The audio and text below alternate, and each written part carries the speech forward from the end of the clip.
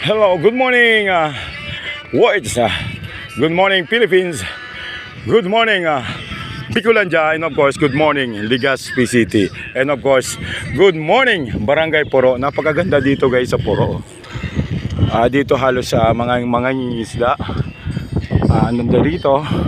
Every morning, ayun, ito na yung ginagawa namin ni Raj. Maraming tao dito na ayun, nagja-jogging, namamasyal. Pero napakaganda kung mayroon kang sarili mong sasakyan nga naman. Kasi nga naman malilibot mo yung area ng Poro. Napakaganda, napakalinis. Ayun. Pwede rin kayo bumili ng mga sari-saring gulay. Ayun.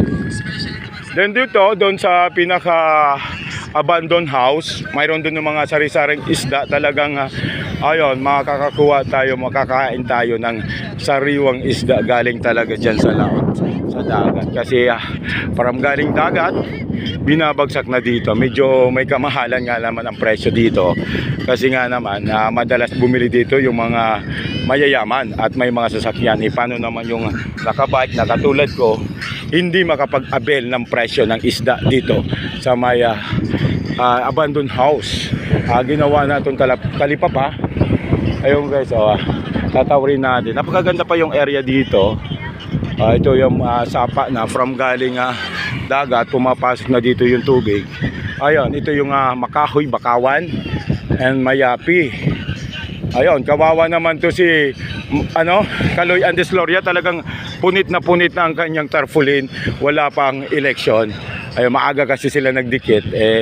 Alam mo naman yung mga loyalists sa kabila, talagang titripan tong mga tarpaulin nila. Ito yung mga isda natin dito. Ayan, bagong huli yan. Ayan. Ayun, sari-saring isda. Ayun. Di lang yan, mga isda din, no? Mayroon din mga prutas. Hindi nakalalayo.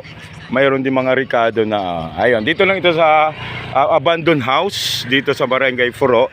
Visit na lang kayo para makapili kayo ng mga sariwang isda. Then makakakain kayo talagang fresh na fresh yung isda. Yun muna ang update ko. Araw Ronald nagsasabing mabuhay Bicolandia, and of course mabuhay sa Barangay Poro. Ayun, thank you so much. Kasi ito yung concern ko, may aso na naman doon, no? Nasaan kayo yung owner ng aso? Then Barangay Captain ng Poro, naman itong mga aso natin, kasi wag na natin hintayin na makadisgrasya pa to. Magkipag-coordinate tayo kaya City Veterinary Doc Manny Estepona.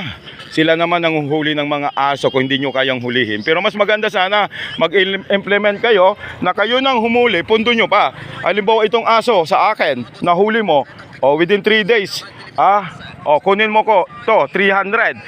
Di ba? Pondo na naman ng barangay. Pag mag-isip-isip kayo mga barangay official, i-maintain natin yung kalinisan, nandito na. Ang natin dito, ang concern ko naman yung aso, nasa gitna pa talaga ng kalsada, sigang-siga siya. Paano ko yung kung hindi mapansin ng mga nakamotor, siyempre sisimplang ka dyan. Kasi ako 2 times na akong nadisgrasya ng aso. Tingnan mo, alos hindi gumagalaw guys. Talagang taga dyan yan. Ayun, nanawagan naman ako sa mga owner ng aso, pakitalian yung aso nyo. Kasi dudumian, dyan na talaga mag-i-stay yan. Aso nga naman. Tingnan mo yung aso ko, talagang kahit sa simbahan, babe na behave to si Raj. Si Raj, every day, naliligo yan. Pinapakain ko yan na hindi lang mga tinik-tinik.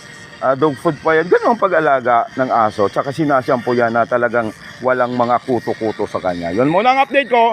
Araw Ronald, mabuhay pa rin sa bagong Legazpi, sabi nga ni Mayor Attorney Alfredo Garbin. Ayun, good morning dyan sa mga nasa City Hall.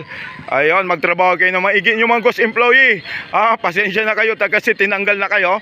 Bawat pala kapitan, mayroong slot na 5 ang ipapasok kung saan ididestino. Magsasahod na naman sa Legazpi City Hall. Yun muna. Araw Ronald, mabuhay!